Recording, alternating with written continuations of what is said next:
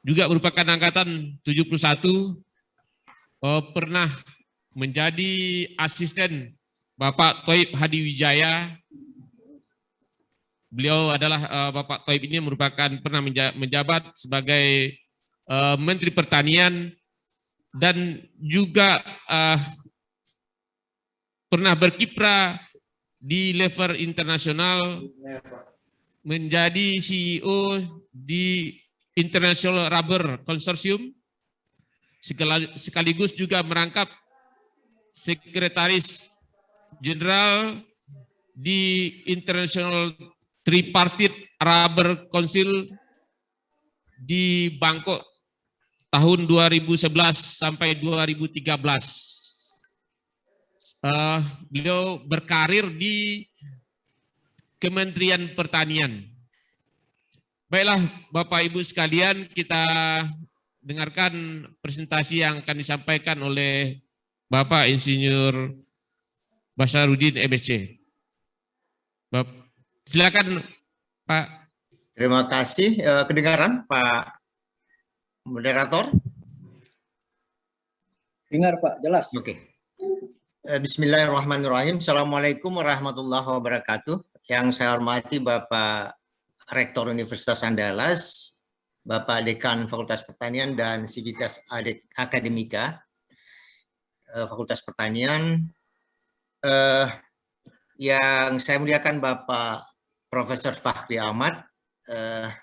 Beliau adalah guru saya ketika di SPMA, kemudian sebagai dosen saya ketika saya menuntut ilmu di Fakultas Pertanian. Kemudian Bapak Profesor Gustianan dan Bapak Hasril Saniago yang nanti akan bertindak sebagai pembedah buku. Bapak, Ibu, dan hadirin sekalian yang saya hormati. Sebelum saya masuk pada substansi, saya ingin sedikit Bapak Moderator merevisi judul ini. Walaupun sudah terlambat tapi tidak ada masalah. Karena judul ini terkesan pesimistik, kita tidak boleh pesimis saya kira. Jadi saya robah sedikit judulnya, Sumatera Barat belum berhasil sebagai Center of Excellence Sawit Nasional. Nah, Bapak Ibu sekalian, dalam pemaparan singkat ini, saya lebih memfokuskan kepada Sumatera Barat belum berhasil sebagai Center of Excellence Sawit Nasional. Karena apa? Karena ini merupakan gagasan atau pemikiran, ada niat dan ada peluang di situ, dan ada grand design yang sudah penulis siapkan, serta komitmen sendiri dari penulis dan konsistensinya yang harus dilakukan. Nah, ini sudah alhamdulillah sempat penulis lakukan pada periode 2005 sampai 2011 yang kebetulan diberikan amanah sebagai perumus dan pengambil dan pelaksana kebijakan mengenai perbenihan dan sarana perkebunan nasional pada periode tersebut. Nah, subtopik yang lain dari tulisan ini seperti kebijakan perbenihan, penulis anggap ini biasa saja. Namun ada message yang ingin penulis sampaikan pada subjudul Sumatera Barat belum berhasil sebagai Center of Excellence Sawit Nasional. Bapak Ibu sekalian, pada kesempatan yang baik ini, kenapa sampai ada ide atau gagasan atau pemikiran mengenai Sumatera Barat sebagai Center of Excellence Sawit Nasional, dan itu sudah penulis lakukan sudah diaktualisasikan malah di lapangan, tetapi belum berhasil sampai saat ini. Nah, dasar pemikirannya adalah sesuai dengan kebetulan penulis diamanai sebagai pengambil kebijakan dan perumus kebijakan di tingkat nasional, ada peluang bagi penulis untuk melakukan hal-hal yang bisa nantinya dijadikan legacy, ya, baik kepada masyarakat secara luas dan terutama kepada alma mater gitu. Itulah yang menjadikan dasar pemikirannya itu. Nah, Bapak Ibu dan sekalian, pada saat penulis menjabat sebagai perumus dan pengambil kebijakan, terjadi sesuatu kondisi yang memang harus dicarikan solusinya, yaitu pada era 2005 sampai 2011 itu investasi di sektor perkebunan itu sangat tinggi, ya, sangat tinggi sekali. Khusus untuk sawit pada waktu itu laju pertumbuhan per tahunnya itu sangat besar, malah 7% dan sampai pada 13%, bisa 2 digit. Inilah yang membuat kita sekarang memetik hasil, ya, karena apa? Karena dari hasil sawit itu sekarang yang sudah melebihi ekspor, nilai ekspor dari migas, ya. Dan ke depan itu diperkirakan akan menjadi sokoguru perekonomian kita. Nah, dari itu sanalah penulis mengambil sikap, ya, kemudian merumuskannya dalam grand design, ya, untuk menjadikan Sumatera Barat sebagai center of excellence. Nah, Bapak Ibu sekalian, sesuai dengan pengalaman penulis pada waktu itu, ketika industri sawit nasional membutuhkan sumber daya genetik, ya, untuk memperkaya varietas-varietas untuk berbagai wilayah Indonesia, terdapat kesulitan. Nah, pada waktu itu penulis sudah sempat bernegosiasi dengan beberapa pihak di negara-negara produsen dan sumber dari sawit ini. Pada umumnya mereka itu memberikan jawaban yang dalam pemahaman penulis berbobot penolakan gitu. Kenapa? Karena mereka takut sebagai saingan pada masa depan. Nah, oleh karena itulah penulis berketetapan hati dengan mengkonsolidasikan semua potensi yang ada di dalam negeri, baik itu potensi dunia usaha maupun potensi dari pemerintahan sendiri. Nah, pada waktu itu penulis inisiasi upaya untuk pengkayaan plasma nutfah di dalam negeri dengan mengadakan eksplorasi sumber daya dari negara-negara produsen utama sawit dan sumber sawit di dunia seperti di Afrika, yaitu di Angola dan Kamerun, kemudian di Suriname dan Brasilia yang penulis koordinasikan dan pimpin langsung sendiri eksplorasi itu, dan hasilnya sudah dibawa ke ranah Minang, yaitu di Kabupaten Sijunjung. Nah, pada waktu itu penulis memang sangat-sangat dalam tanda petik, ya, sangat kurang bukan kecewa, ya, sangat tidak dapat menerima kenapa gagasan ide yang sudah dilaksanakan itu kok tidak bisa jalan gitu. Nah, ada beberapa kata kunci yang perlu kita perhatikan di dalam hal tersebut, ya. Yang pertama itu adalah perlu adanya niat, ya. Kemudian adanya komitmen, ya. Dari setelah kita punya gagasan, kemudian perlu ada niat, ada komitmen, dan ada konsistensi di situ. Nah, barangkali inilah yang menurut penulis yang tidak dapat diakomodir oleh pemerintah daerah pada waktu itu. Karena apa? Karena memang mungkin saja upaya-upaya yang telah penulis lakukan itu mungkin belum, ya, sepenuhnya sama persepsinya dengan penulis, sehingga peluang yang ada itu sampai saat ini ya tidak bisa terwujudkan gitu loh, padahal sudah direalisasikan dalam 2 tahun gitu loh. Nah, ini sebagai gambaran Bapak Ibu sekalian, upaya yang penulis lakukan untuk menjadikan Sumatera Barat itu sebagai center of excellence sawit nasional itu bukan mudah. Pertama, untuk lokasi saja ini sudah mendapatkan tantangan internal dari Kementerian Pertanian sendiri, dan malah Pak Menteri Pertanian pada waktu itu menolak, ya.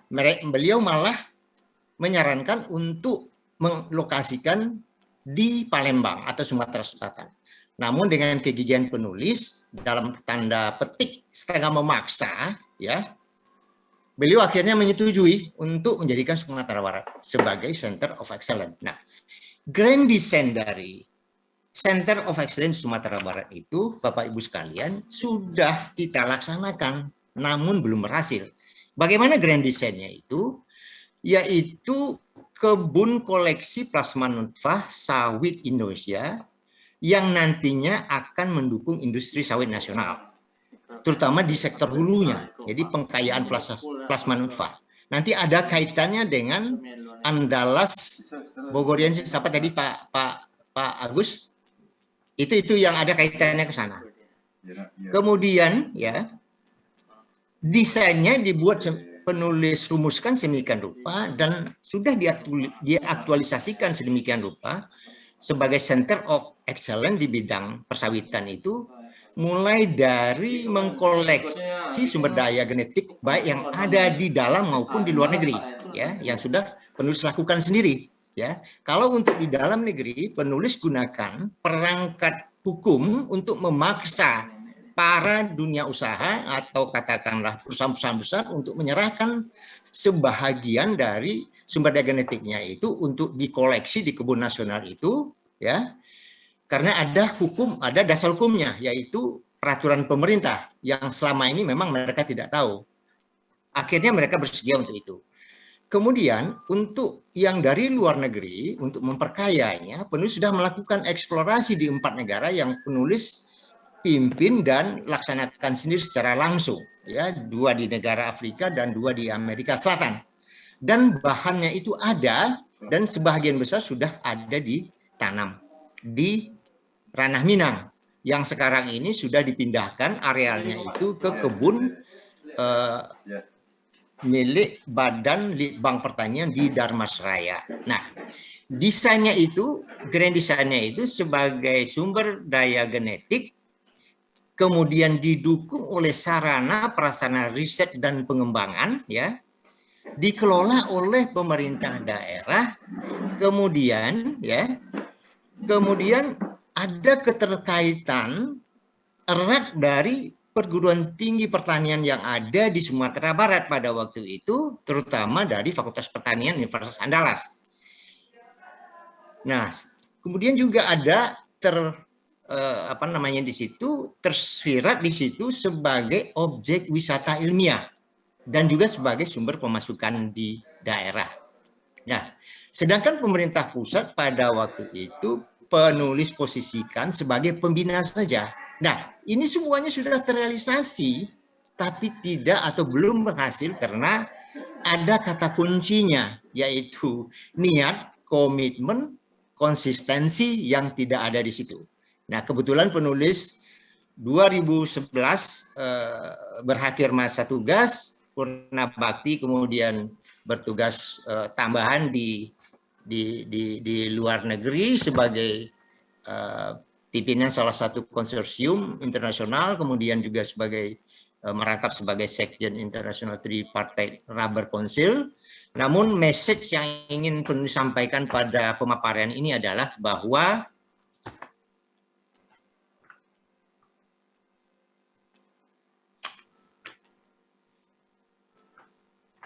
peluang penting bagi kita yang memiliki peluang untuk bisa secara maksimal berusaha memberikan kontribusinya sesuai dengan bidangnya, ya. Dan kalau bisa kontribusi tersebut, ya, memiliki nilai legacy, ya, untuk memberikan manfaat kepada banyak orang di kemudian hari. Karena penulis memahami sangat sebaik-baiknya manusia adalah manusia yang bermanfaat buat orang lain. Nah, inilah, ya, aktualisasi dari gagasan, peluang, niat, grand design, komitmen, dan konsistensi yang pernah penulis lakukan begitu. Namun sebelum mengakhiri paparan singkat ini, penulis ingin mengemukakan 2 contoh yang dari keberhasilan aktualisasi dari pemikiran, peluang, niat, grand design, komitmen, dan konsistensi tadi. Yaitu pertama, Land Grant College di Amerika Serikat ya yang dimaksudkan untuk mendukung pertanian Amerika Serikat sekarang yang memang menjadi satu-satunya negara adidaya dalam pertanian, ya, dan juga bisa dijadikan kekuatan gitu. Itu secara formal diajukan pada tahun di desain atau di grand design kan tahun 1857 berupa X, yaitu semacam ketentuan di bawah undang-undang oleh Senator Morrill, ya, dari negara bagian Virginia, yang kemudian disetujui oleh pemerintah Amerika Serikat pada tahun 1862 di masa pemerintahan Abraham Lincoln. Yang kedua, Pak moderator, Kebun Raya Bogor, ya, yang diinisiasi oleh Thomas Stanford Raffles, ya, kemudian dilanjutkan oleh Fort van der Capellen, itu kita nikmati hasilnya sekarang, ya. Nah, inilah dua contoh menurut penulis aktualisasi dari pemikiran, niat, grand design, komitmen, dan konsistensi tadi. Inilah yang ingin penulis kemukakan Bapak Ibu sekalian. Sedangkan substansi yang lainnya menurut penulis ya kita serahkan nanti kepada bapak-bapak para pembedah. Demikian, wallahu alam. Terima kasih. Assalamualaikum warahmatullahi wabarakatuh. Waalaikumsalam warahmatullahi wabarakatuh. Terima kasih Bapak Darmansyah yang telah menyampaikan berbagai gagasan